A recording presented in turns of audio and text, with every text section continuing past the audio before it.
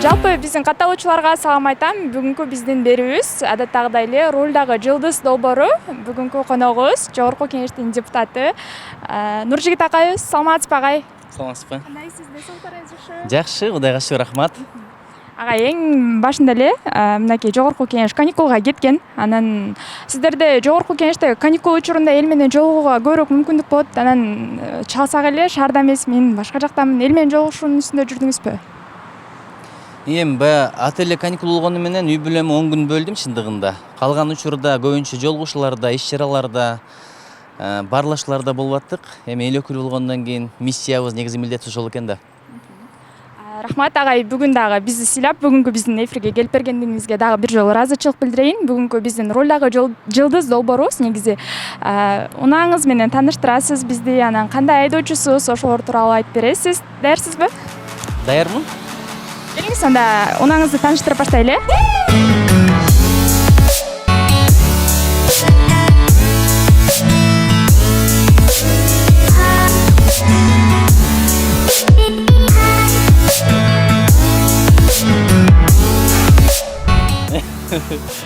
Унам бул Honda CR-V деп коет. Мен чындыгында машиналарды жакшы билбейм. Азыр кичинекей балдар деле бул марканын, тигил эле, бул эле мен аттарын деле жакшы билбейм чын айтканда.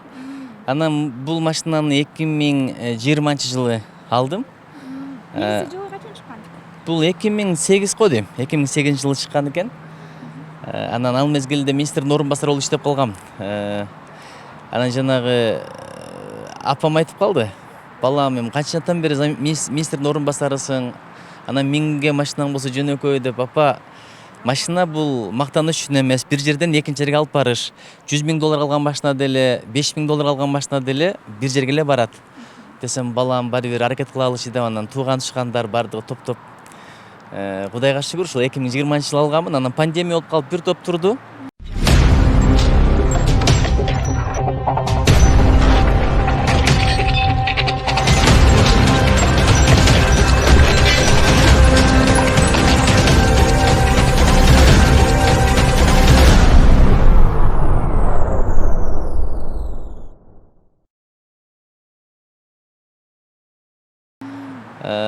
Анан өзүм деле мындай өтө айдаганды сүйө бербейм, чын айткандачы. Кудайга шүгүр, эми минип жүрөм.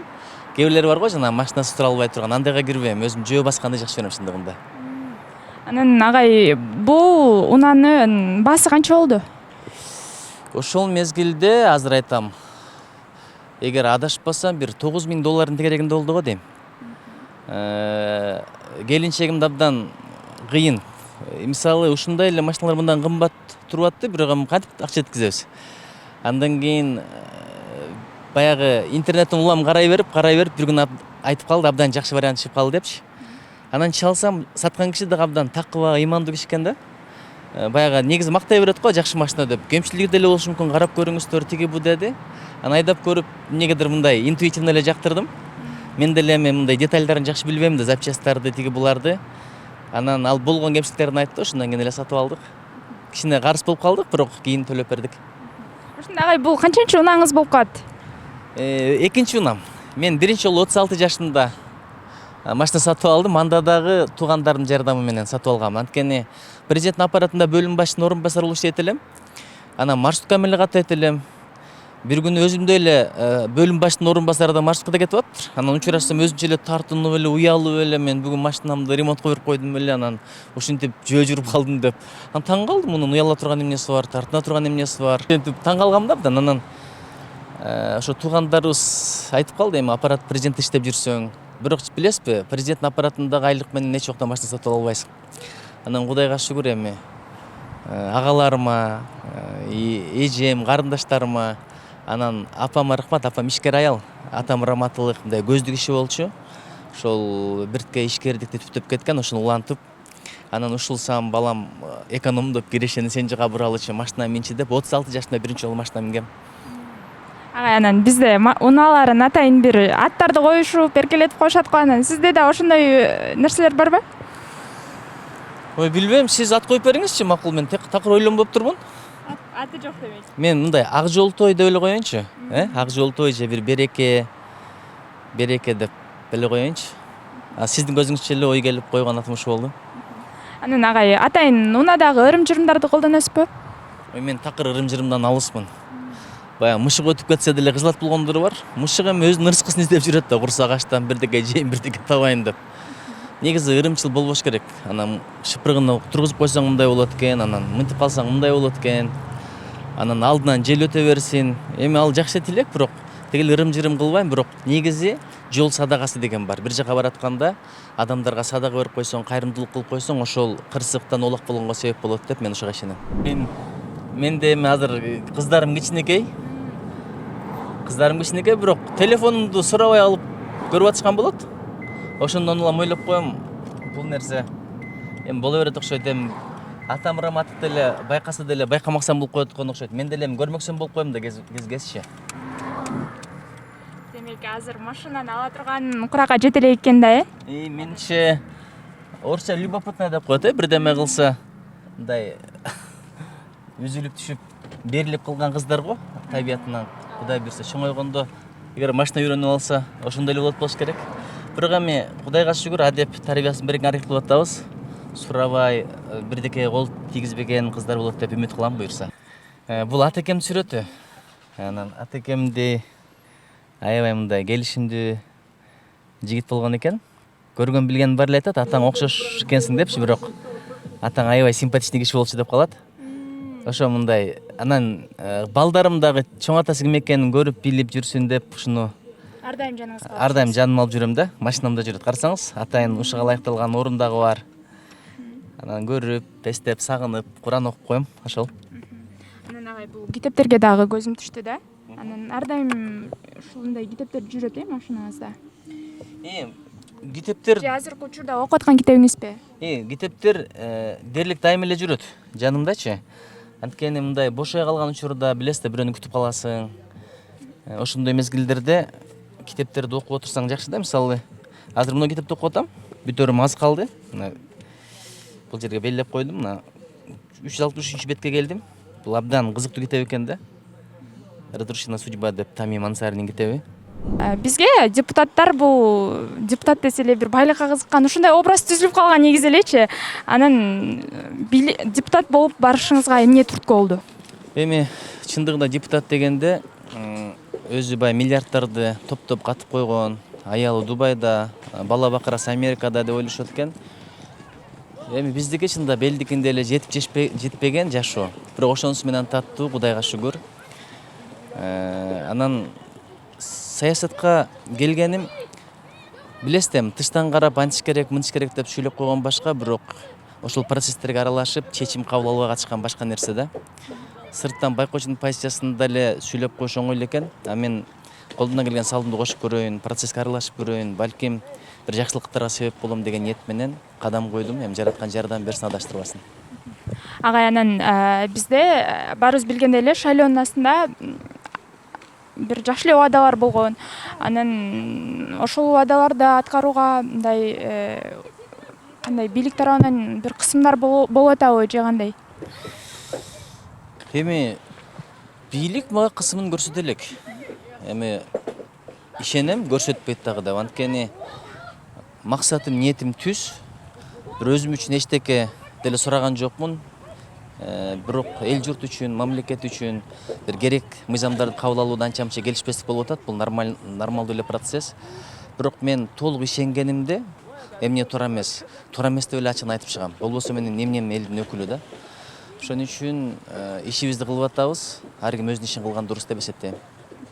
Агай, анан биз сизди мотиватор, оратор катары тааныйбыз. Өзүңүздүн көп насааттарыңызды жаштарга айтып келесиз. Анан жогорку кеңеште дагы ушундай бир өзүңүздүн айткан пикирлериңизди көрүп калып атабыз. Анан ошол учурда мындай акыл айта бербей деп ушундай сындар болбой элеби? Негизи акыл деле айтпайм го. Анткени ал жерде менден акылдуу деле депутаттар бар, чындыгында тажрыйбалуу улуу кишилер бар. Акыл айтпайм, бирок сунушумду айтам. Билесиз да, 3 түрдүү нерсе бар да. Биринчи көз караш, экинчи пикир, үчүнчү позиция да. Эми пикир ар кимде бар. Мейли ал жаш балада деле бар, илими барда деле, илими жокто деле бар. Көз караш эми бир аз жогору турат.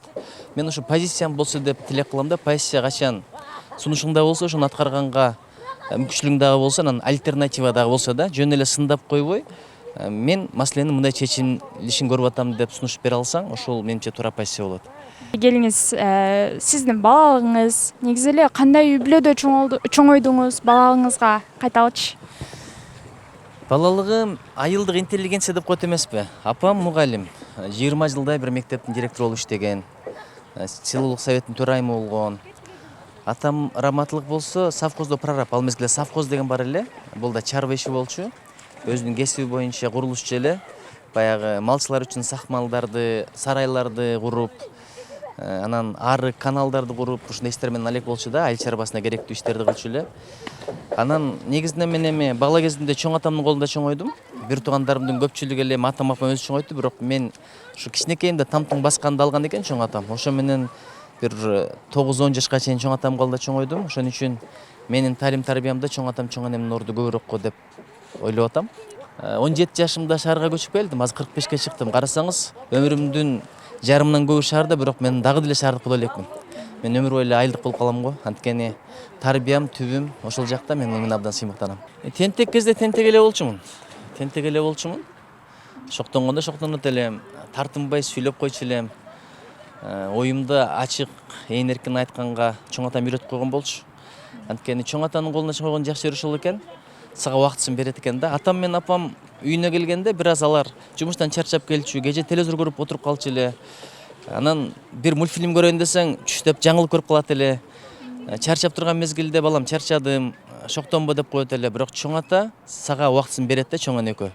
Өзү балага эң жакшы тарбия ошол экен, убакыт бериш керек экен. Биз азыр акча беребиз, анан нан беребиз, билбейм, кийим кече беребиз, алтын күмүш беребиз, бирок убакыт бербей атпайбызбы? Ошон үчүн бала кезимде шок дагы болчумун, керек мезгилде элпек деле болчумун. Сабак деле окуйт элем, бирок аябай шоктугу шок эле болчумун. Эми негизи мындай үй бүлөм жөнүндө көп деле айткым келбейт.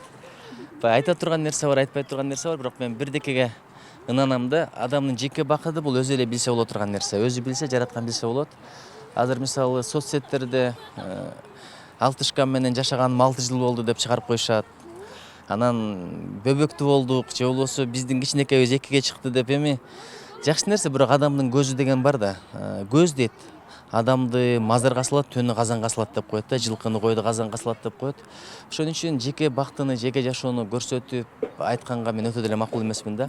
Айтат го, канча каражатың бар, айтпайлыбы, канча малың бар, канча балаң бар. Илгеркилер кирип канча балалуу болдуң, канча неберелүү болдуң десе, ого антип сураба деп койчу экен да. Негизи эле мындай бир санды айткан деле жакшы нерсе эмес. Бирок Кудайга шүгүр, үй бүлөм бар, кыздарым бар, чоңоюп атышат. Биз Нуржигит Кадырбеков дегенде эле мага мотиватор, оратор, бир жакшы образ келет деп жана башта айтып өттүм. Анан мындай сизде деле бир болобу, бир нерсени туура эмес кылып алып, өкүнүп калган, могу жерде мындай кылсам болмок экен депчи. Эми андай бүт эле жашооң бүт эле ошондой окуялардан го. Күнүгө тилек кылам, жаратканым көздөн да кетпейин, сөздөн да кетпейин, амалдан да, кадамдан да кетпейин деп. Бирок болот ошо капшыл жерде мынтпай деле койсом болмок, ошол жерде аша чаппасам болмок. Негизи билесизби, адам мындай токтуу, салабаттуу, сабырдуу болсо, башында өкүнүшү мүмкүн, бирок аягы таттуу болот да. Анан ачуу калтырып кээде бирдекени сүйлөй аласың, тилиңди башкарбай. Арман өмүр бою калат да. Бул ачуу өтүп кетет, өкүнүч калат. Ошон үчүн айтат го, мындай сабырдын башы ачуу, аягы таттуу депчи. Илгери бир адамга бир айткан экен түшүнүнө кирип. Эртең менен туруп, биринчи көрүнгөн нерсеңди же деп. Анан турса эле тоо турат дейт да. Анан таң калып турат, мен кантип жейм деп. Бирок эми жараткандан өкүм келди, аракет кылып көрөйүн деп баратса бара-бара кичирейип отуруп хал болуп калган экен да. Мунун мааниси ушул экен. Баягы ачууңду сактасаң, башында ушундай ачуу чоң көрүнгөн менен бара-бара аягы таттуу болот депчи. Агай, анан сырттан караганда олтуу көрүнөсүз, сүрдүү дагы көрүнөт экенсиз агай. Анан негизи мындай мүнөзүңүз кандай үйдө? Эми мүнөзүм кандай экенин аялымдан сураш керек. Аялымдан сураш керек. Адам өзү жөнүндө өзүнүн пикири бар, бул бир. Экинчи, ал тууралуу башка бирөөлөрдүн пикири бар. Бирөө жакшы айтат, бирөө жаман айтат, бирок анын чындыгында кандай экенин бир жараткан Алла өзү билет да. Мен жакшымын деген адам дагы адашат, анткени ар бир адамда кемчилик бар. Анан мен жаманмын деген да туура эмес. Өзү жашоо билесиз да, коркунуч менен үмүттүн ортосунда болуш керек экен да. Коркунуч деген кандай, эми туура эмес кылып койсом эртедир кечтир башыма келет, жооп берем, акыретте сурагы бар деп коркуш керек. Анан ошол эле мезгилде биз кемчилик кетирип коебуз. Эгер өкүнсөк, тобо кылсак, туура жолго өтсөк жараткан кечирет деп үмүт кылыш керек экен да. Үмүт көбөйүп кетсе адам мындай билгенин кыла баштайт экен, баары бир кечирет да депчи. Коркунуч көбөйүп кетсе адам мындай дух өчүп калат экен, бир жакшы иштерге мотивациясы жок болуп калат экен. Ошон үчүн дайыма коркунуч менен үмүттүн ортосунда алып жүрөм. Анан эң башкысы ушу эми акыры бул жашоо бүтөт. Көзүм өткөндөн кийин адамдар жакшы эстеп калса экен, жакшы амалдарымды, иштеримди эстеп калса экен, ошондо максатыма жетем деп эсептейм. Агай мынакей акыркы суроолорумдун бири болсун дейин. Депутат болгонго чейинки Нуржигит менен депутат болгондон кийинки Нуржигиттин айырмасын айтып бериңизчи. Кичине бир өзгөрүү болдубу? Эми депутат болгондон кийин эл журт менен көбүрөөк аралашат экенсиң да. Анан адамдар дагы сага көп кайрылат экен. Эми бир жагы рахмат ошентип кайрылганына, бирок билесизби, адамдар кээде колунан келген иш боюнча кайрылат, кээде колунан келбей турган иш боюнча кайрылат. Мен бирдекени түшүндүм. Эми ошол өтүнүчүн аткара албасаң деле көңүлүңдү буруп, көңүлүң көтөрүп койсоң, кээде ушуга да ыраазы болуп батасын берип кетишет. Анан депутат болгондон кийин дагы да элди көбүрөөк кыдыра баштадым го дейм. Ошон үчүн үй бүлөмө рахмат. Баягы кээде жумалап кетип калам талаа түстөчү. Анан бир ойлонгонум ушул, эми бала бакыраны тарбиялаганга мамлекеттик коомдук ишмерлердин ошон үчүн колдору бошогон эмес экен деп ойлоп калам да. Бирок ошондой болсо деле баары бир эми ата катар жоопкерчилик мойнунда да, ойлонгонум ошол. Депутат болгонго чейин кандай элем, болгондон кийин кандай элем? Аны да сураш керек эми тааныштардан. Кээ бирлери өзгөрүп калды деши мүмкүн. Бирок ушу парламентте апам дайыма айтат да, балам, министрлер келсе катуу кетпей эле койчу, көңүлүн ортпой эле койчу, акырын эле айтчы, мындай жарга такабай эле койчу. Кээ бирлер айтат тескерисинче кыргыйдай тий, катуу тий депчи. Анан өзүм деле министр болгом, мен деле ушул жакта отуруп көргөнмүн. Негизи маселе бирөөнүн аброюн тебелеп, анын шагын сындырып, анан өзүңдүн аброюн көтөрөм десең, бул чоң жаңылыштык. Анткени бул ушундай дүйнө, жакшы кылсаң өзүңө, жаман кылсаң өзүңө, өйдө карап түкүрсөң кайра түшөт көзүңө деген дүйнө да. Ошон үчүн эми Алла Таала адаштырбасын, туура жолдон эч качан адаштырбасын. Мындай ар бир сөзүңдү коомчулук угуп турат экен. Бир сөздөн кетип калсаң дагы аябай опурталдуу жер да. Ошон үчүн жараткандан дайыма тилейм, Алла Таала адаштырба, туура жолуңа сал. Ошол туура багытта мага чечкиндүүлүк бер, ушунча жүктү көтөргөнгө белиме кубат бер деп тилеп келатам. Рахмат агай, убактыңызды бөлүп, өзүңүз айткандай убакыт аябай баалуу. Ушунча убактыңызды бөлүп бизге келип бергендигиңизге ыраазычылык билдиребиз. Ишиңизге мындан ары дагы ийгиликтерди каалайбыз. Рахмат. Эми силердин минетиңер аябай чоң. Көрөрмандарыңар да абдан көп. Бул көрөрмандар жөн келген жок. Ошо силердин контентиңердин кызыктуулугуна, аракетиңерге, креативдүү подход деп коет эмеспи, ошонуңарга карап келип атат да. Мындай чоң конкуренцияда өзүңөрдүн мындай нишаңарды, ордуңарды таап алдыңар. Анан силерге чоң рахмат чакырганыңарга. Мен мындай чын ыкылас менен келдим. Элибизге аманчылык, тынччылык болсун, арабыз ынтымак болсун. Ынтымак эле болсок, калган нерсе жеңил эле болуп кете берет, Кудай буйрса. Анткени жараткан ынтымакты жакшы көрөт, ынтымакка жараша ооматта болот, берекеде болот, кең келечек дагы болот. Өзүңө бакыт тилейм, карындашым. Ал эми мен болсо коштошом, сүйүктүү көрүүчү. Кийинки жакшы бир берүүлөрдө жолукканча аман туруңуздар дейин. Кийинки берүүдө кайсы эл өкүлүн же болбосо кайсы жылдыздарды көргүңүз келет, биздин комментарийге калтырганды унутпаңыз.